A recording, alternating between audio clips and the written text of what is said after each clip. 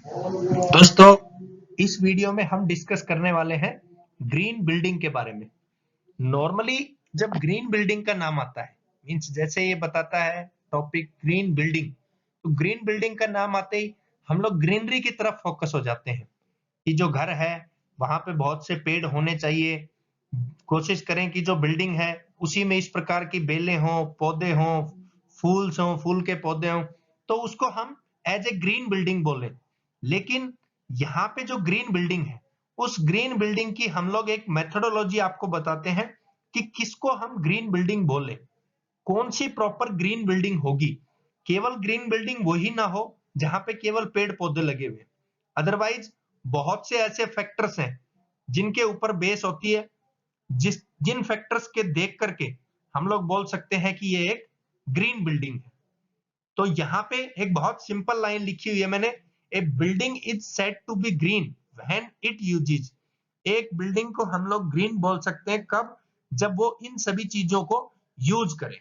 सबसे पहला, natural resources. कोई भी बिल्डिंग हम लोग बनाएं तो उस बिल्डिंग में सबसे ज्यादा ध्यान रखा जाना चाहिए कि नेचुरल जो रिसोर्सेज की चीजें हैं, जो हमें नेचर दे रहा है, मोस्टली उन चीजों को हम यूज करें। उन चीजों को यूज करेंगे तो ये भी चांस रहेगा कि रीयूजिंग हो सकती है उनकी, या फिर उनको लैंड फीलिंग आराम से किया जा सकता है, आराम से वो डिकम्पोज हो सकते हैं। तो बहुत से बेनिफिट हैं नेचुरल चीजों को, जो नेचर ने हमें रिसोर्स दिए हैं रॉ मटेरियल के रूप में, तो उनको हम मोस्टली यूज करें एज ए फिनिश्ड बना करके या डायरेक्टली उनको यूज करके। दूसरा है लेस वेस्टेजेस। बिल्डिंग जब हम कंस्ट्रक्शन करें, उसमें उसको प्रॉपरली बनाएं, तो वो बिल्डिंग जो है उससे कम वेस्टेज निकले। ऐसा ना हो जो बिल्डिंग हमने बनाई उससे मैक्सिमम वेस्टेज निकले, that will be harmful for the complete environment. Means अगर वो वेस्टेज निकलता रहेगा तो कंप्लीट एनवायरमेंट के लिए बहुत ज्यादा हार्मफुल अफेक्टेड रहेगा। तो लेस वेस्टेजेस होने चाहिए, तब हम उसको बोलेंगे ग्रीन बिल्डिंग। नेक्स्ट है, इट यूजेस लेस वाटर। जो पानी है उस बिल्डिंग में कम से कम यूज हो। ऐसा ना हो वाटर की वहां पे वेस्टेज होती रहे। यदि वाटर की वेस्टेज होती रहेगी तो वो ग्रीन बिल्डिंग को कवर नहीं करेगा, इस कंसेप्ट से वो दूर हो जाएगा। क्योंकि नेचर से हमें जो वाटर मिला है वो बहुत ही लिमिटेड ऑफ वैरायटी में है, लिमिटेड ऑफ मात्रा में है। ऐसा ना हो हम एक्सेस क्वांटिटी में वहां पे इस प्रकार की बिल्डिंग कंस्ट्रक्ट कर दें कि एक्सेस क्वांटिटी में वाटर का कंजप्शन होता हो। जब एक्सेस क्वांटिटी में वाटर का कंजप्शन होगा तो एक समय ऐसा भी आएगा जब पानी बचेगा ही नहीं, कंप्लीट लैंड पे ही नहीं बचेगा। तो इस प्रकार की बिल्डिंगें ना बनाए जहां पे वाटर का कंजप्शन बहुत ज्यादा होता हो। नेक्स्ट है कि बिल्डिंग ऐसी कंस्ट्रक्ट करें कि वो यूज करे कंप्लीट स्पेस को। तो इट मींस वो प्रोवाइड करे एक हेल्दी स्पेस। जब हम बिल्डिंग कंस्ट्रक्ट कर रहे हैं और बहुत बड़ा एरिया भी हमने लिया, उसके बावजूद भी जो स्पेस था उसको हमने प्रॉपर यूटिलाइजेशन नहीं किया, तो वहां पे हम हेल्दी स्पेस का एनवायरनमेंट प्रॉपरली नहीं ले सकते। इसलिए जो ग्रीन बिल्डिंग हम उसको तब बोले जब हम उसमें हेल्दी स्पेस प्रोवाइड करें। नेक्स्ट है लेस एनर्जी। एनर्जी का कंजप्शन भी बहुत ज्यादा ना हो, क्योंकि एनर्जी जब क्रिएट की जाती है, बनाई जाती है, तो उसमें यदि हम लोग हाइड्रो से बना रहे हैं तो बहुत ज्यादा पानी लगता है। इसी प्रकार जब कोयले से बना रहे हैं तो बहुत ज्यादा कोयला लग रहा है। तो ये सब क्या है, नेचुरल रिसोर्सेज है, तो उनकी सहायता से एनर्जी बन रही है।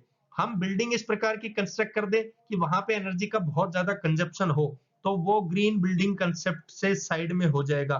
तो इसलिए हम उसको इस प्रकार से बनाएं, इस प्रकार से मेक करें कि उसमें एनर्जी का कंजप्शन कम से कम हो। लास्ट है इसमें प्रोवाइड बेटर हेल्थ इंपैक्ट।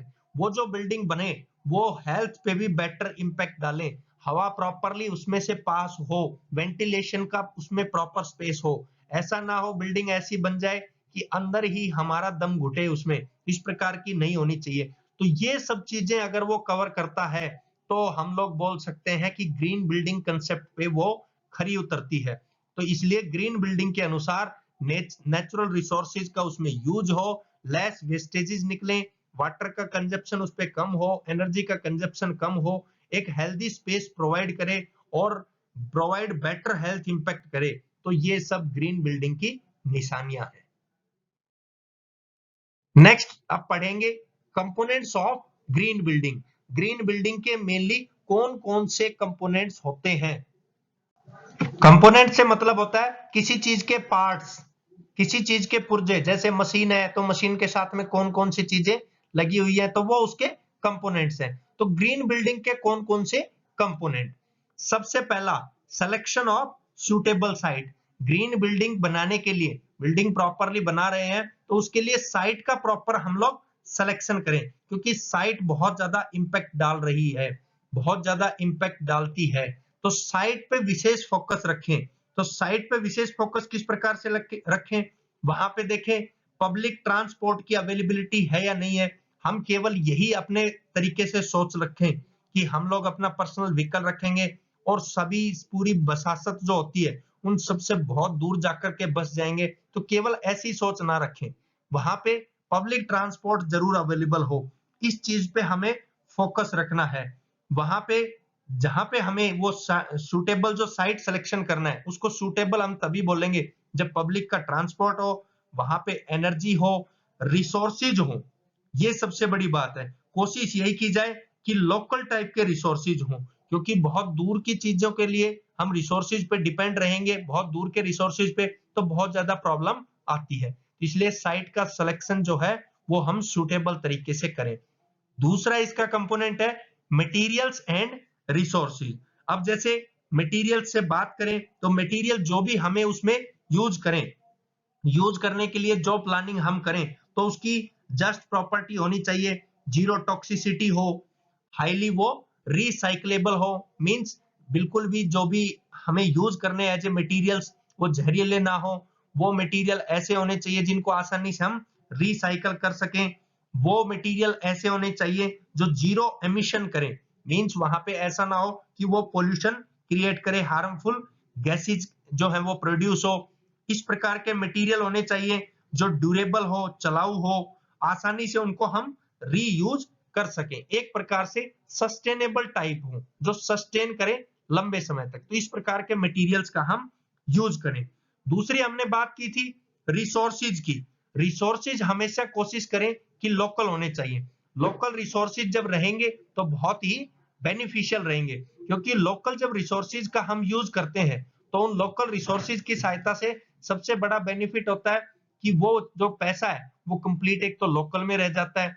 दूसरा, हमें जो खुद सेल्फली जब हम खुद ग्रीन बिल्डिंग कंस्ट्रक्ट कर रहे हैं तो हमारा ये बेनिफिट होता है कि हमें वो चीजें दूर से नहीं लानी पड़ती, यानी पब्लिक जो ट्रांसपोर्ट है उस ट्रांसपोर्ट पे एक्स्ट्रा खर्चा नहीं लगाना पड़ता, लोकल से ही हमें वो चीजें मिल जाती हैं। और जब लोकल से मिलती है तो उन चीजों पे हम आसानी से बिलीव भी कर सकते हैं कि ये चीज यहीं पे हुई तो यहाँ पे हुई तो इसकी एक प्रॉपर क्वालिटी है। तो ये रिसोर्सेज जो है वो इस प्रकार से होने चाहिए।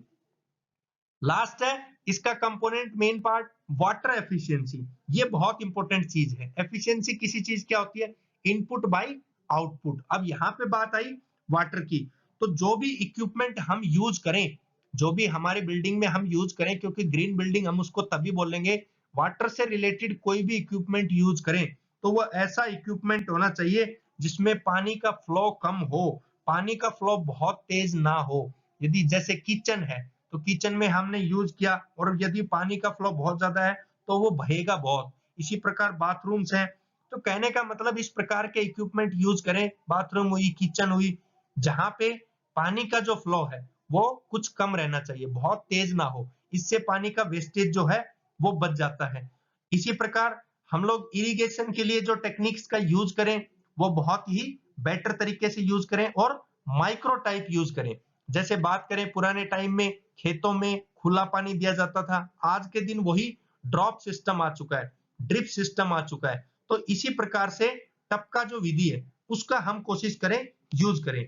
इस प्रकार के इक्विपमेंट्स लगाएं ताकि वाटर जो है वो रिसाइकल हो सके। ऐसा ना हो पानी एक बार वेस्टेज निकला तो वो वेस्ट ही हो गया, उसको रिसाइकल यूज करने की कोशिश करें। हम यूज करें लोकल प्लांट्स को, इसी प्रकार यूज करें ट्रीज को, जो कि बेसिक क्या है, कम से कम पानी लें, ऐसे ट्रीज का यूज करें, ऐसे प्लांट्स का हम यूज करें।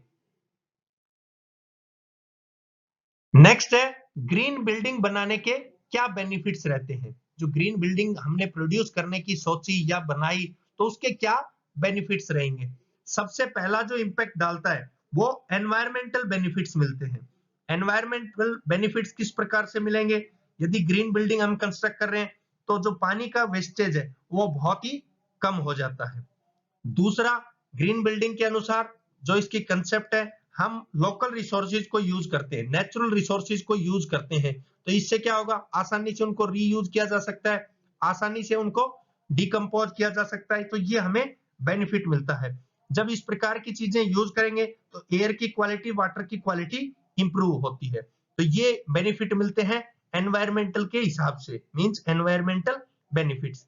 दूसरे हैं, ग्रीन बिल्डिंग कंस्ट्रक्ट कर रहे हैं तो इकोनॉमिक बेनिफिट्स मिलते हैं। इकोनॉमिक बेनिफिट्स का मतलब क्या है, टोटल जो उसकी ऑपरेटिंग कॉस्ट है वो रिड्यूस हो जाती है, ये इसका सबसे बड़ा बेनिफिट मिलता है। नेक्स्ट है, जब हम लोग ग्रीन प्रोडक्ट्स का यूज करेंगे तो वहां पे एक ग्रीन प्रोडक्ट की मार्केट जो है वो अवेलेबल हो जाएगी, वो बनेगी, और जब ग्रीन प्रोडक्ट की मार्केट बनेगी तो लोग ज्यादा से ज्यादा ग्रीन टाइप की चीजों का यूज, ग्रीन टाइप की चीजें क्रिएट करने की कोशिश करेंगे, और आसानी से वहां पे इकोनॉमी पे इफेक्ट पड़ेगा। लोकल जो रिसोर्सेज है वो लोकल चीजें आसानी से बिकेंगी, क्योंकि ग्रीन बिल्डिंग का कंसेप्ट यही है। लास्ट है, ये सोशल बेनिफिट भी देता है। सोशल बेनिफिट किस प्रकार से देगा, जो क्वालिटी ऑफ लाइफ है ये हमेशा इंप्रूव होती है, क्योंकि जब ग्रीन बिल्डिंग के अनुसार लोकल रिसोर्सेज का यूज होगा तो वहां पे जो लाइफ की क्वालिटी है वो भी इंप्रूव होगी, लिविंग का स्टैंडर्ड जो है उन पीपल्स का भी इंप्रूव होगा, और खुद सेल्फली भी हमारी जो लाइफ की क्वालिटी है वो आसानी से इंक्रीज होगी। ये मिनिमाइज करेगा जो स्ट्रेन है लोकल इंफ्रास्ट्रक्चर का, उसको भी ये मिनिमाइज कर देता है। इसी प्रकार इंप्रूवमेंट करेगा जो हेल्थ और कंफर्ट के ऑक्यूपेंट्स है, इनको भी ये इंप्रूव करता है। तो ये सोशल दृष्टि से ग्रीन बिल्डिंग के फायदे हैं। तो ये था दोस्तों, ग्रीन बिल्डिंग क्या है, ग्रीन बिल्डिंग के बेसिकली कौन कौन से कंपोनेंट्स होते हैं, और ग्रीन बिल्डिंग बनाने के क्या बेनिफिट्स हैं। थैंक यू दोस्तों।